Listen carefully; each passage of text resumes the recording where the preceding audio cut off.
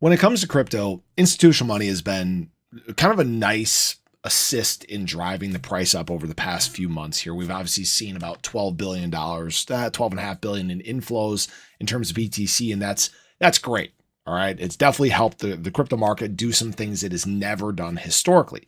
Now, I will say that institutional money is starting to do some things it hasn't done, start to show some signs of uncertainty. In fact, we have now seen Fidelity break its 63-day streak of inflows. In fact, we're seeing this kind of happen throughout the space here. In fact, when we look at the numbers, you can see the last 2 days of institutional money, it's really just been BlackRock buying. BlackRock has been accumulating still in big ways, but even that is starting to slow down and temper.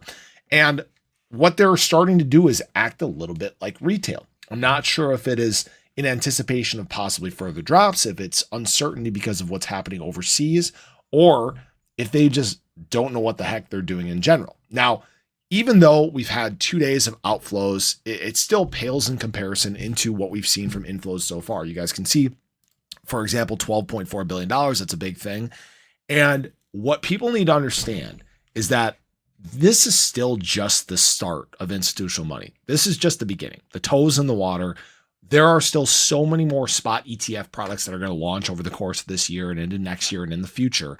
And there is so much more money that is going to be coming from these big dogs. We know that, for example, BlackRock, I believe, has signed on 3 other entities that will be using them as custody or to facilitate their spot ETF buying. And we know at some point GBTC selling is going to severely throttle down. We've seen it kind of happen over the last 4 or 5 days or so. They've gotten out of the range of selling $300+ million a day, and they've gotten to this point of liquidating just a little bit. So that is changing. The overall scope of institutional money is changing for the better, because the less impact we have from selling in the morning, the more sustainable pumps that we can have, and the more of a normal market cycle we can have just at higher prices. This is all going to play an impact. It's not necessarily affecting the market in a huge way right now, but it is creating some sort of impact, right? When we're having to absorb these tens to hundreds of millions of dollars a day, it's not easy at times where retail money is what we're kind of relying on, right? Retail is what tends to drive the market to higher highs. And right now is not big times of adoption in terms of retail and crypto.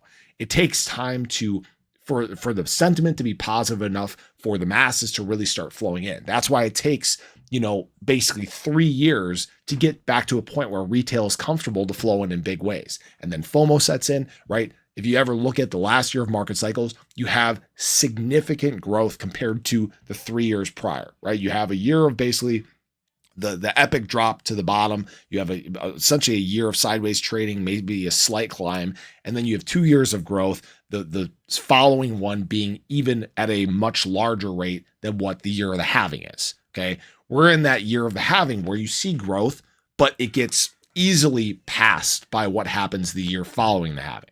That's what we're very quickly approaching.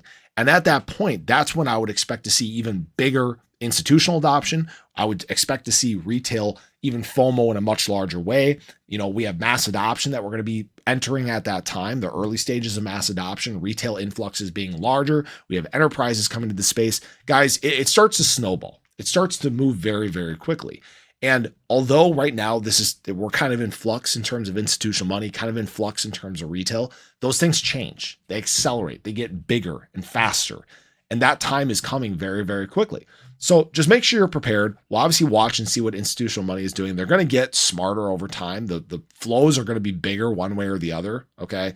Just be prepared for all this big change that's coming to the crypto space. That's why I've said that this year or this cycle and next cycle are going to be the 2 biggest in terms of growth in the crypto market. It's being confirmed right now. So I appreciate you guys. I hope you enjoyed the video. Let me know your thoughts below, but have a great day. I'll catch you in the next one. Take care.